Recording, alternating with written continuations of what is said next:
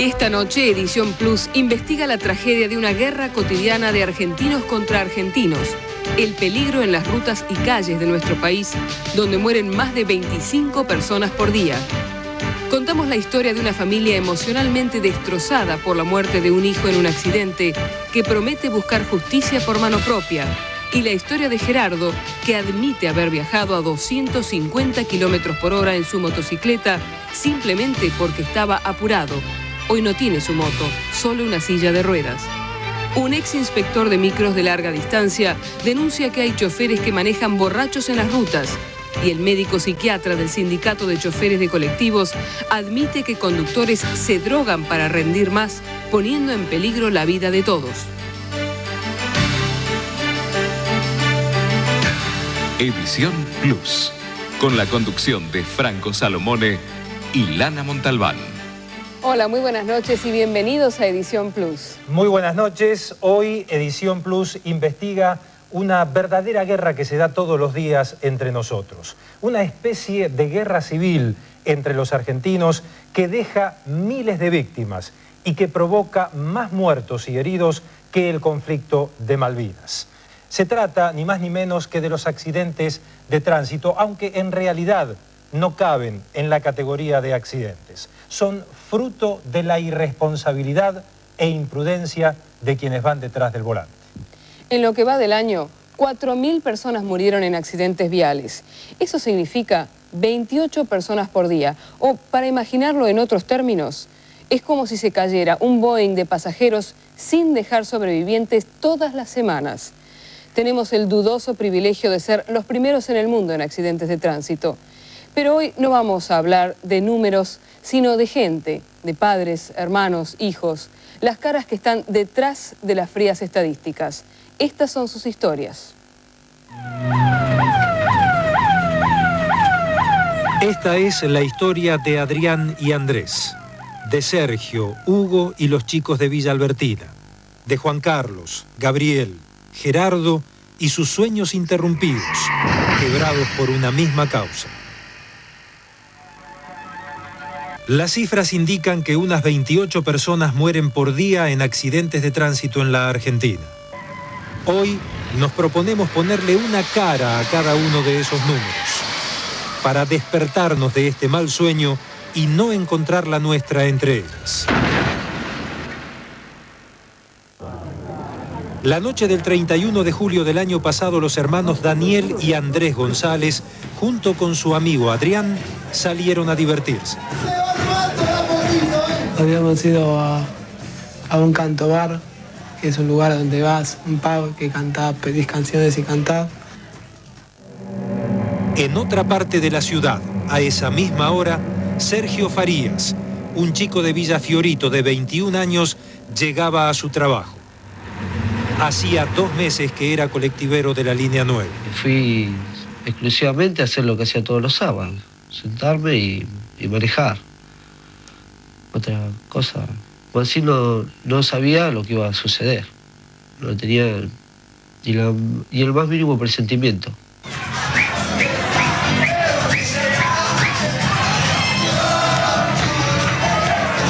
Entre el ruido y la música, Adrián y Andrés tampoco tenían el menor presentimiento de lo que iba a suceder aquella noche. En el boliche, la fiesta continuaba.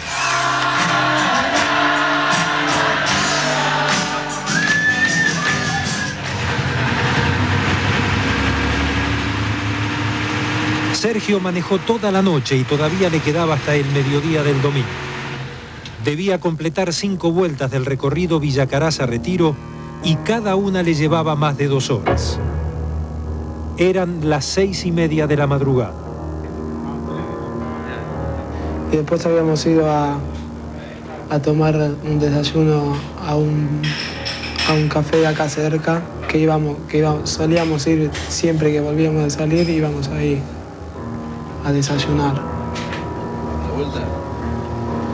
Los 3 muchachos terminaron de desayunar cerca de las 7. Volvían a casa. Tomaron por la avenida Jujuy. A pocas cuadras de allí, el colectivo que manejaba Sergio tomaba la avenida Caseros hacia Pompeya. Mientras manejaba, Sergio no pensaba en lo que demuestran las estadísticas. 10.000 personas mueren por año en accidentes en la Argentina. Venía a velocidad así normal, 45 más o menos. Y el colectivo en cuarta, quinta, o sea, velocidad, va bien. Venía bien. Y estábamos parados a la mañana en el semáforo de sobre Jujuy para cruzar el Casero, para dar la vuelta, para venir acá a casa. Y Adrián, el chico que conducía, dice, uy, son las 7:15, una onda así que está pronosticado a esa hora el accidente. Y yo me fijé en el reloj y eran 7:14, ¿no? Bueno, y después que arrancamos y que no, yo vi el colectivo, bueno, vimos todos, ¿no? Y creo que lo que dije yo, le dije a Adrián, guarda con el bondi. Yo venía pasando un 28 que se estacionó para que desciendan los pasajeros y al pasarlo, el coche que bajaba por Jujuy se metió bajo la trompa. Pisé el freno y yo no lo pude controlar porque no, la dirección, todo, se me iba todo hacia mi izquierda. Hasta la vereda enfrente fui y no podía hacer nada. Yo me bajé porque no, por el choque en sí. No pensé que iban a estar ellos tan metidos ahí abajo. Fue impresionante ver. Vi un brazo y eso, pero no tenía conciencia del estado en que podía estar, nada.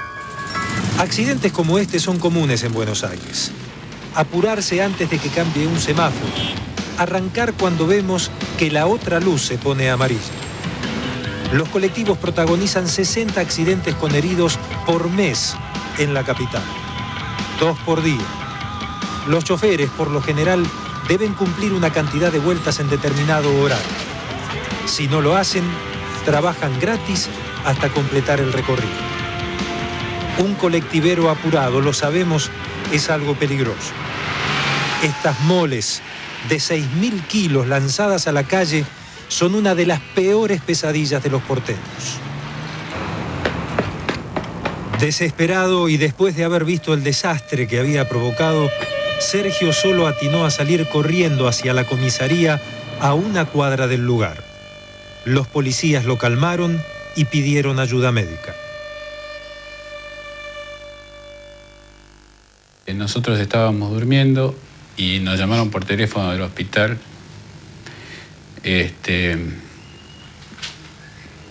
de que había habido un accidente y que Daniel estaba en el hospital. Cuando llegamos al hospital, bueno, nos enteramos que estaba también Andrés en el accidente, pero que había sido derivado a otro hospital. Cuando fuimos al Ramos Mejía,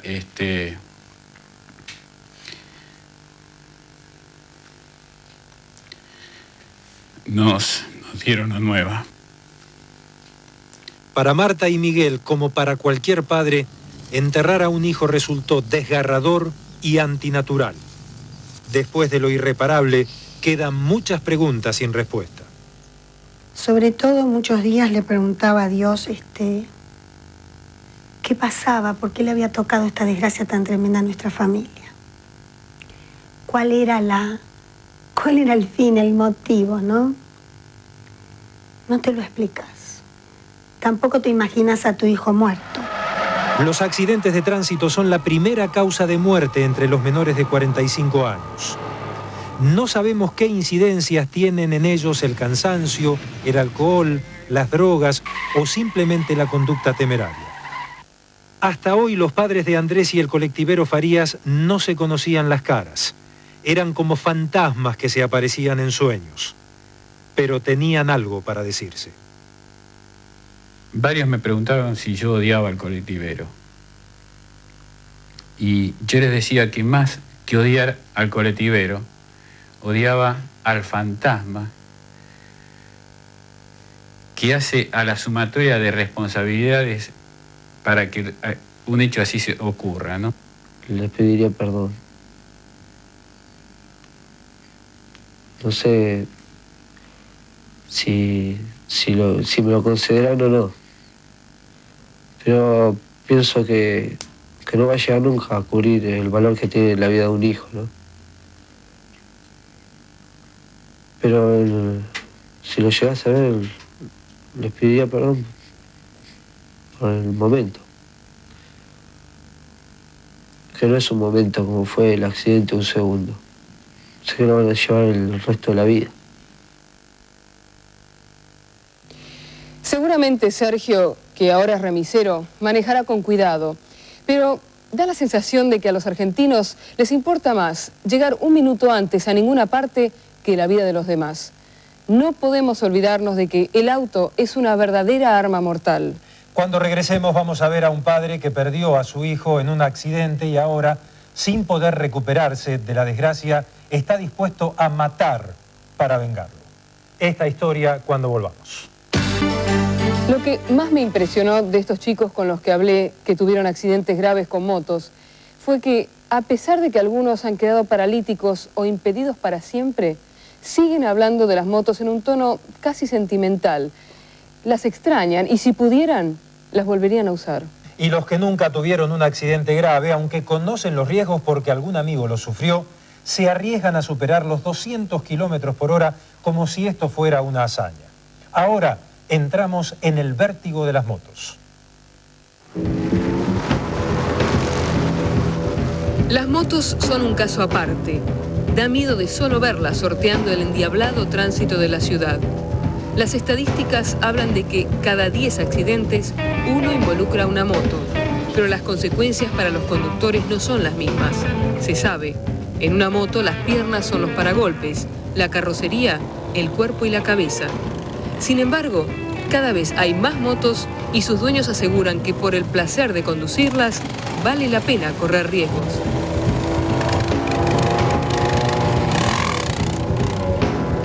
Una sensación que no se puede comparar ni con ningún auto ni con ninguna otra cosa. ¿Pero es un poco peligrosa esa velocidad?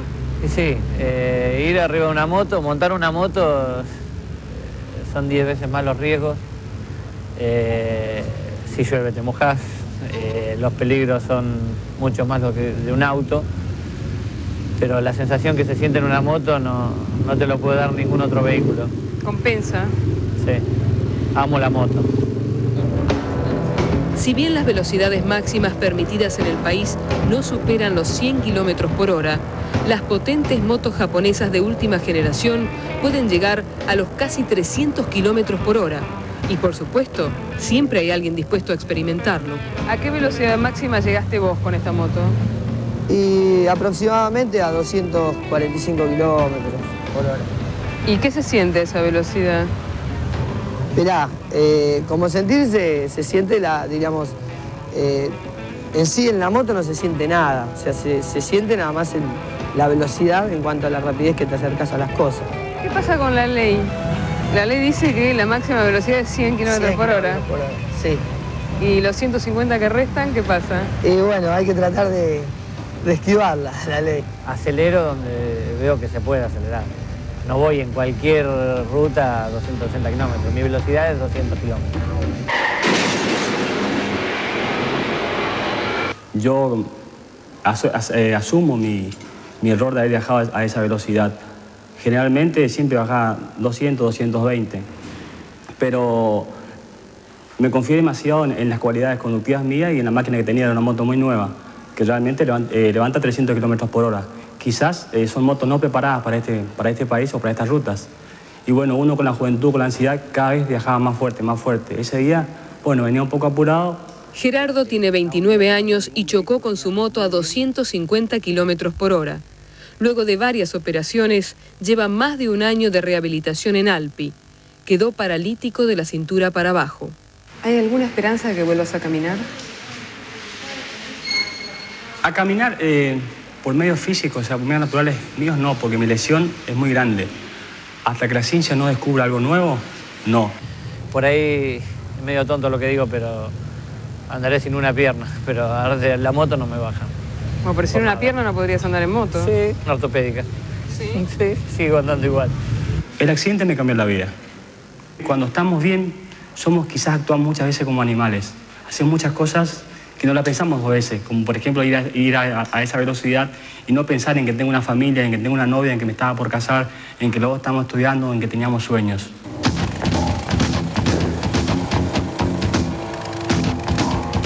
El 40% de la capacidad de este instituto de rehabilitación está ocupado por accidentados de motos. La mayor parte de ellos tiene entre 18 y 25 años. Hace poco tuvimos oportunidad de cotejar 2 casos de 2 muchachos que habían tenido accidentes de motos muy similares. Uno chocó a 250 kilómetros por hora.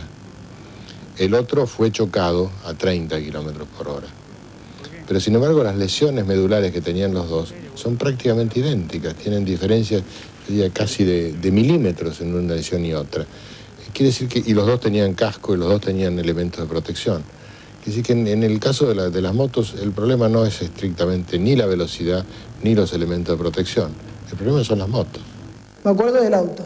Me acuerdo de que se me cruzó el auto, me acuerdo de todos esos momentos, porque no iba fuerte, iba despacio.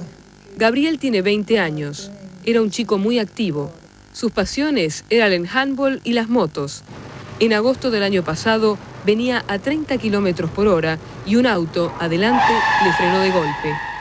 Lleva casi un año de rehabilitación. Es probable que vuelva a caminar, pero no volverá a ser el mismo. ¿Le agarraste miedo a las motos? No. No, porque es mi bronca de haber chocado 30 o 35 kilómetros por hora. Porque generalmente andabas mucho más rápido. Porque siempre andaba fuerte, siempre, siempre. Desde el momento que te subís a una moto, estás consciente del peligro que te puede pasar algo. Lo que pasa es que uno va a la famosa y viejo dicho que uno dice, a mí nunca me va a pasar. Y no es así. ¿A vos te pasó y vos te arriesgarías a que te pase de vuelta? Lo que pasa es que es lindo andar en moto. Es lindo andar en moto. Lo que no debe ser lindo es necesitar de una pared o de un bastón para poder caminar. Él dice que camina bien. Por supuesto que camina bien con respecto a los chicos que estaban con él en Alpi. Pero con respecto a lo que es una persona de la edad de él, como dijo que es la pura verdad, no puede dar 10 pasos sin apoyarse con un bastón o con alguien. Él no puede caminar sin bastón o sin apoyarse en alguien. Y además se fatiga muchísimo. Porque otra de las cosas que se le resintieron fueron su corazón. Cortaron miembros que eran totalmente sanos. No caminar es solo una de las consecuencias que tienen estos accidentados.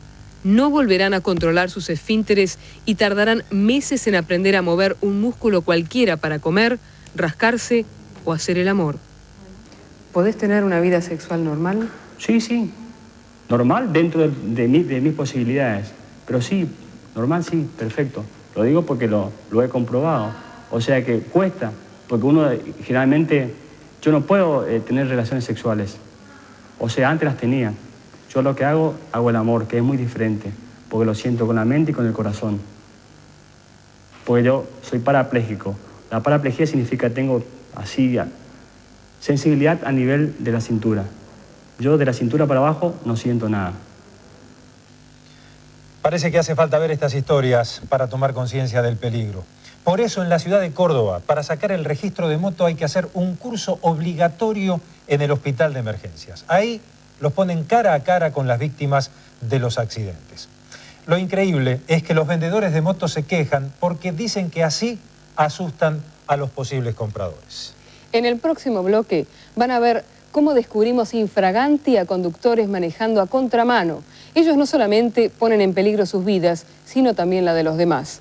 Tienen que ver las reacciones que tuvieron cuando se enteraron de que los estábamos filmando con cámaras ocultas. Y además, con una ambulancia falsa, comprobamos cómo se puede recorrer toda la ciudad sin respetar nada ni a nadie, porque las ambulancias no tienen ningún tipo de control. No se lo pierdan, ya volvemos. Aunque a usted le parezca mentira, no existe ninguna reglamentación para tener una ambulancia en la ciudad de Buenos Aires. Usted compra o alquila una combi, le pone luces arriba, una sirena, una cruz y se convierte en dueño de la calle. Esto es lo que comprobamos en esta parte de nuestra historia. Además, con una cámara oculta, sorprendemos a conductores que descaradamente cometen infracciones de tránsito sin ningún sentimiento de culpa. Pero el peligro no existe solo en las calles, sino también en las rutas, donde denunciamos que hoy manejan algunos conductores borrachos. Seguimos con nuestro informe. he perdido a todos, he perdido a mi novia, mira, he perdido a mis amigos, se ha deshacido mi familia, lo he perdido todo por una noche loca. Enrique Peteiro conducía bajo los efectos del alcohol. Los desastres producidos por accidentes de tránsito no son exclusivos de nuestro país. Este comercial español es parte de una agresiva campaña que se extiende por toda Europa. Haciendo cumplir a rajatabla la ley del uso obligatorio del cinturón de seguridad, en Inglaterra, en un año, se redujeron las muertes a la mitad. Lo que vamos a hacer es un conjunto de medidas. Uno es la reforma de la ley de tránsito, probablemente también tengamos un decreto de inmediato para implementar desde ya con las cuestiones básicas como uso obligatorio del cinturón de seguridad, el casco de los motociclistas, las sanciones para quienes no respetan las luces rojas, los topes de... En la Argentina, ni ley ni decreto se implementaron. El decreto no está reglamentado y la ley duerme en la Cámara de Senadores. Después de estas declaraciones de Manzano, los accidentes mortales aumentaron un 70%. Una de las inconsciencias más habituales y peligrosas, comprobadas por Edición Plus, es llevar los chicos en el asiento delantero. Hola, ¿por qué doblaste en contramano? No doblé en contramano. Te tenemos registrado con 2 cámaras. Ah, ¿aquella de allá, de esta? Claro. Ah, sí, me equivoqué. Con tantos chicos en el auto. Me equivoqué, pero no venía nada. Y la nena debería ir atrás. Sí, tenés razón, pero me equivoqué. ¿Ah? Si yo voy a 36 kilómetros por hora, mi cuerpo pesa 10 veces más. O sea que yo ya peso 700 kilos. Si voy a 100 kilómetros por hora, peso 90 veces más. O sea que ya peso casi 7.000 kilos. O sea que mi cuerpo se comporta como una gelatina en un vehículo. Si yo me detengo bruscamente, vengo a 100 kilómetros por hora y me encuentro con una pared, mi cuerpo se va a empezar a revestir el interior del auto. ¿Por qué? Porque voy a pesar 7.000 kilos. A velocidades totalmente razonables, como uno diría 40 kilómetros por hora, ninguna madre es capaz de sostener a su hijo en su regazo. La detención brusca de 40 kilómetros por hora hace que ese chico pese 10 veces más. Pesa 4 kilos, pasa a pesar 40 kilos. Si va a 100 kilómetros por hora, pesa 400 kilos. O sea, ese chico sale de los brazos de la madre, que puede estar con cinturón de seguridad, la madre se queda en el auto, el chico sale del auto, se muere. Yo no puedo entender, francamente, que puede llegar a sentir un papá que se transforma en el matador de su propio hijo por llevarlo manejando con él sobre el volante, o una mamá que lo lleva en la falda en el asiento delantero. Realmente creo que de esa culpa nadie se puede llegar a recuperar. Esta y otras infracciones hacen que el 15% de la capacidad hospitalaria del país esté ocupada en accidentados de tránsito. En el mundo, esa cifra no supera el 3%. Usted seguramente conoce a alguien que se accidentó o murió en un accidente. Aunque, a la luz de estas imprudencias, ¿se los puede seguir llamando accidentes? Hay accidentes, por supuesto. Y si ahora se nos cae el techo, podremos considerarlo un accidente. Pero si uno maneja un auto y se muere, no lo puedo considerar un accidente. El accidente es algo imprevisto, algo que no entra dentro de mis cálculos. Todo lo que sea previsible no es accidental. Mal estacionamiento, violación de semáforo rojo, velocidad excesiva, detenerse en la senda peatonal son algunas de las infracciones cotidianas. Pero una de las más peligrosas es, sin duda, circular a contramano. Esquina de las avenidas Bullrich y Libertador. En solamente 5 minutos observamos todo tipo de infracciones al tránsito. Pero una de las peores es la que hacen los autos cuando vienen desde Bullrich y quieren ir hacia el norte. Para no perderse el semáforo, van más de 200 metros de contramano. Te tenemos con 2 cámaras, una de adelante y una de atrás. Ah, ahí. Claro, ahí. Ah, porque tengo que estar 4:30 en Olivo buscando una nena en el colegio y si no se me mata.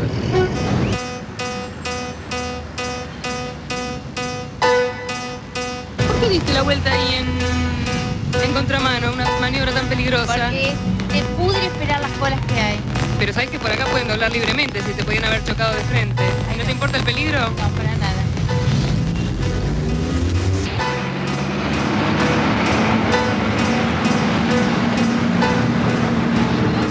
¿Por qué doblaste en contramano? Ay, perdóname, vengo de viaje y quiero ir a buscar a mi hijo al colegio, que es el cumpleaños. Ah, bueno, qué buena excusa, menos mal. ¿Por qué? ¿Está mal? No sé, ¿viste? Qué ojos que tenés. Vos no me podés decir nada con eso. Gracias. Chao. Este hombre podría no llegar nunca al colegio de su chico, pero no lo piensa. A él y a los otros les importa más desafiar las normas de tránsito para ganar minutos que su propia seguridad. Sus excusas son las mismas que escuchan por miles los jueces del Tribunal de Faltas de la Municipalidad. Tuve que retroceder porque tenía un coche delante mío trabado contra el cordón y no tenía otra escapatoria que... Sí, pero pone en peligro a tercero. ¿Por qué no le hizo caso a la gente? Pero si de cometer infracciones se trata, es fácil en Buenos Aires tener impunidad total. Basta con tener una ambulancia. Es que cualquiera puede tener una ambulancia en la ciudad de Buenos Aires. Yo puedo tener una ambulancia. El señor que pasa por la calle puede tener una ambulancia. Mi vecino, el portero, el taxista, cualquiera puede tener una ambulancia. No hay ningún tipo de regulación.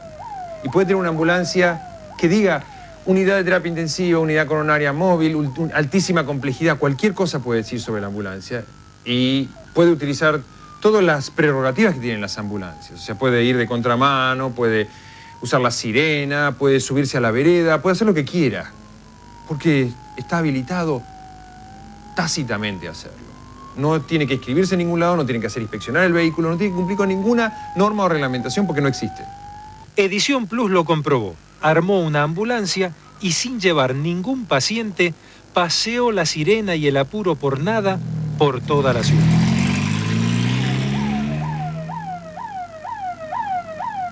Por más que vos toques sirenas, es imposible transitar. Y se debe a que hay tantas ambulancias privadas que tocan sirena sin motivo justificado. Porque hay muchas empresas prepaga y creo que una de las condiciones es que el chofer tiene que salir de la base hacia el auxilio tocando sirena para hacer publicidad. Por otra parte, la situación de los colectiveros de corta distancia, a pesar de tener máquinas de boletos, sigue siendo estresante. Necesitan dar cada vez más vueltas para aumentar sus ingresos y esto crea otro problema que puede ocasionar desgracias difíciles de imaginar. El doctor Enrique Bonazzi, médico psiquiatra de la UTA, denuncia ante nuestras cámaras lo que lo alarma más día a día. Cada vez hay más colectiveros que consumen cocaína. Se drogan para mejorar el rendimiento. Por ahí ellos, si pueden hacer una vuelta más, cobran, obviamente les reditúa un poco más eso. Entonces muchas veces al estar cansados, bueno, por ahí recurren a la droga, que muchas veces la consiguen cerca de las terminales. Bueno, hay obviamente proveedores cerca de ahí. Bueno, a través de esa droga mejoran el rendimiento y pueden por ahí dar 2 o 3 vueltas más que en condiciones normales no lo podrían hacer. Y eso, bueno, genera obviamente una adicción. Según el doctor Bonazzi, a los empresarios del transporte el tema no les interesa. ¿Qué dicen los colectiveros? ¿Que la empresa sabe que el tema de la droga...? Algunos dicen que saben, algunos dicen que sí, que lo saben y que, bueno, como les conviene que rindan más, bueno, por ahí hacen la vista gorda. Los choferes son sometidos a tanta presión, a horarios tan extensos y cansadores, que algunos recurren a una supuesta tabla de salvación, la cocaína. Así, drogados llevan a decenas de personas que dependen de sus reflejos, nada menos, para llegar a destino. Nadie va preso por matar con un auto. A lo sumo lo pueden inhabilitar para conducir, pero hay formas muy fáciles de esquivar esto. Por ejemplo, si le sacan el registro en Capital, va a la provincia y lo consigue sin problemas. Una de las tragedias que verán en este bloque es la de una familia que perdió a su hijo. Cristian jugaba en su habitación cuando un hombre alcoholizado incrustó su auto en la casa. Encontramos a ese hombre, hablamos con él. a pesar de tener un frondoso prontuario, sigue manejando por nuestras calles sin ningún remordimiento. Seguimos con nuestro informe. Mayo de 1992. Jorge Ramos, chofer de taxi, terminó su turno de trabajo cerca de las 11 de la noche. Como siempre, fue hasta la casa del dueño del auto, Hugo Pataña, en el barrio de Colegiales. Ahí los dos se subieron al taxi y Hugo llevó a Jorge hasta su casa en Vicente López.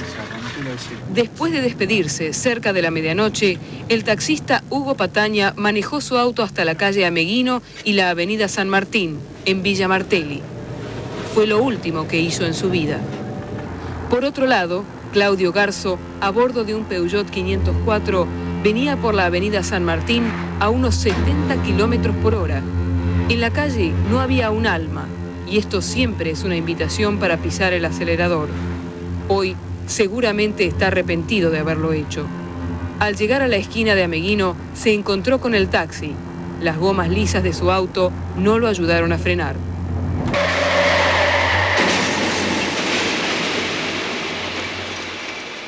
El taxi voló hacia una casa.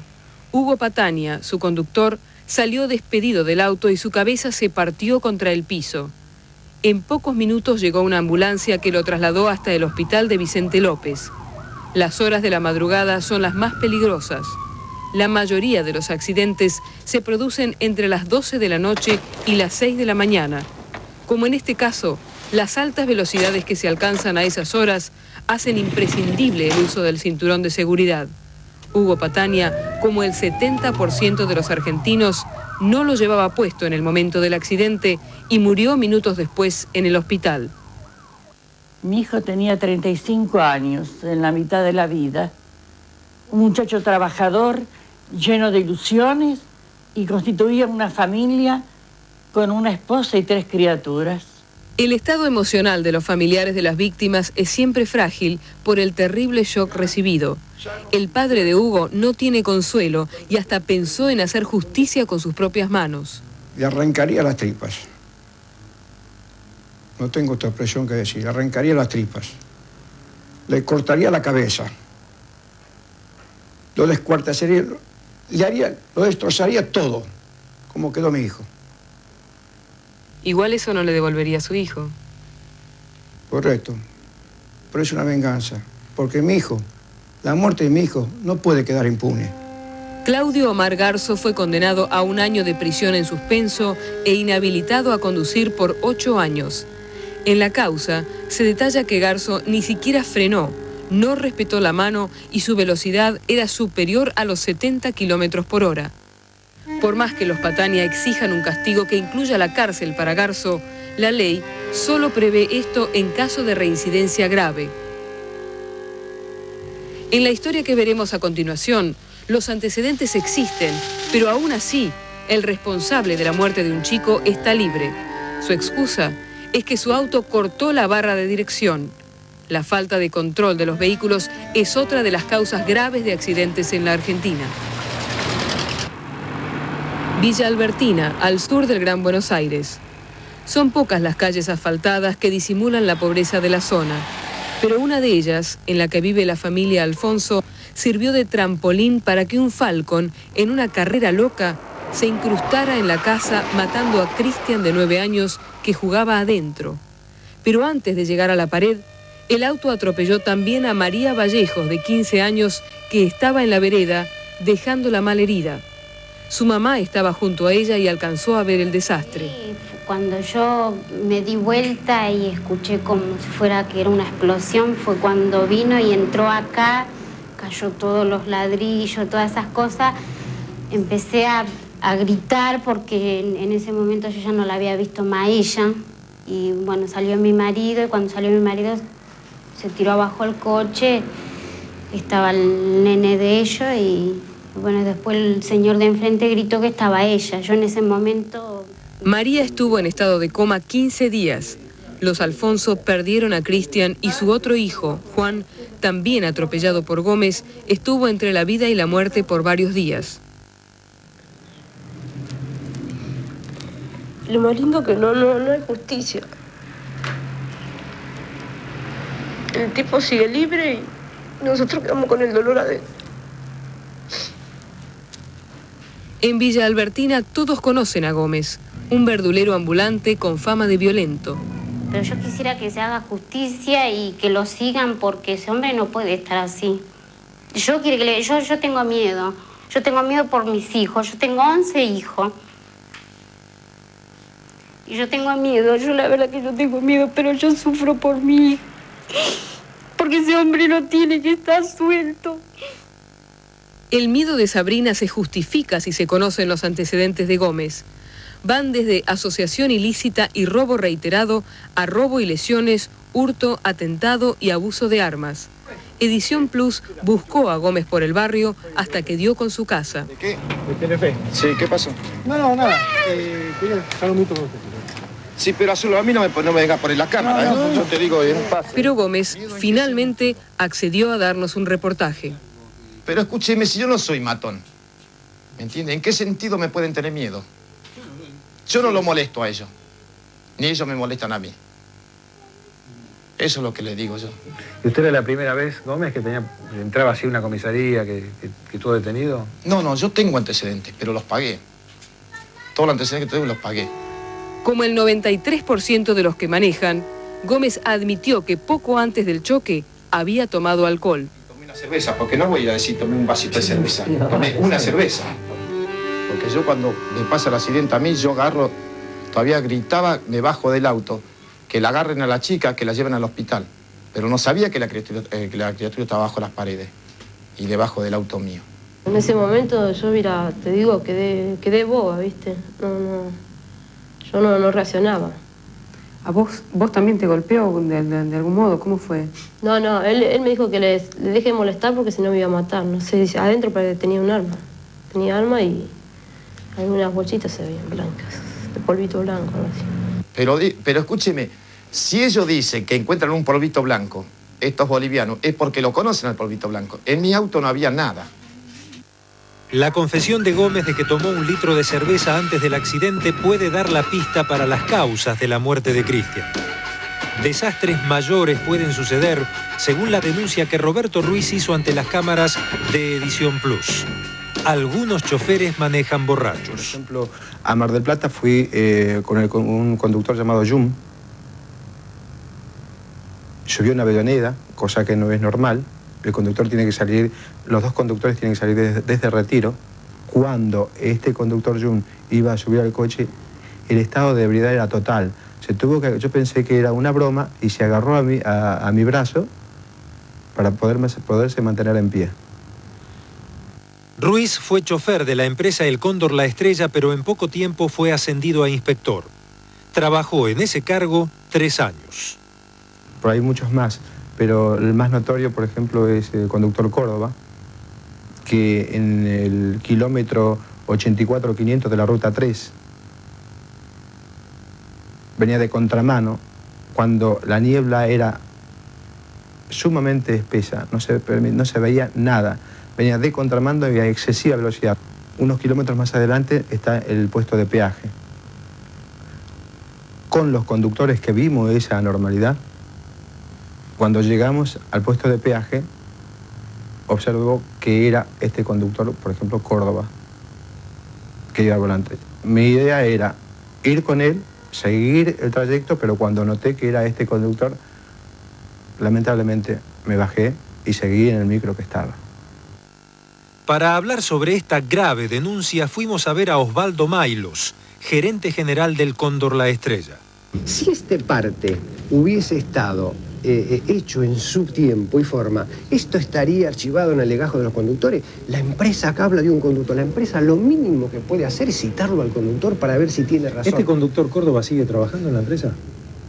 Está bien, en 600 personas a lo mejor le resulta. Yo no lo recuerdo realmente, porque hay 600 y tanto de personas. Pero trabaje o no, ahora, no quita ni agrega nada. Va a decir, la empresa... Mailos desconoce si los conductores acusados por Ruiz trabajan todavía en la empresa con el riesgo que esto significaría para los pasajeros. Lo dramático de esto es que Ruiz asegura que de hecho, claro, en su empresa, Mailos, hubo choferes transportando gente a larga distancia que estaban todos ebriados. Pero lo dramático de todo esto es que antes de hacer estas denuncias, Ruiz, por intermedio de sus abogados, y Ruiz, a mí personalmente, pide $100.000 para no hacer estas denuncias. Eso es lo dramático, eso es lo dramático. Ruiz pudo entrar a trabajar en la Estrella del Cóndor por recomendación personal del mismísimo Mailos. Cuando comenzamos este programa le dijimos que nuestro propósito era ni más ni menos que ponerle caras a cada una de las trágicas estadísticas sobre accidentes de tránsito. Esperamos que cada una de las historias que les contamos hayan servido para sacudirlos o por lo menos para alertarlos. La semana que viene entramos en el mundo de la sexualidad y las diferentes alternativas. Nos vemos el próximo jueves. Muy buenas noches. Hasta entonces.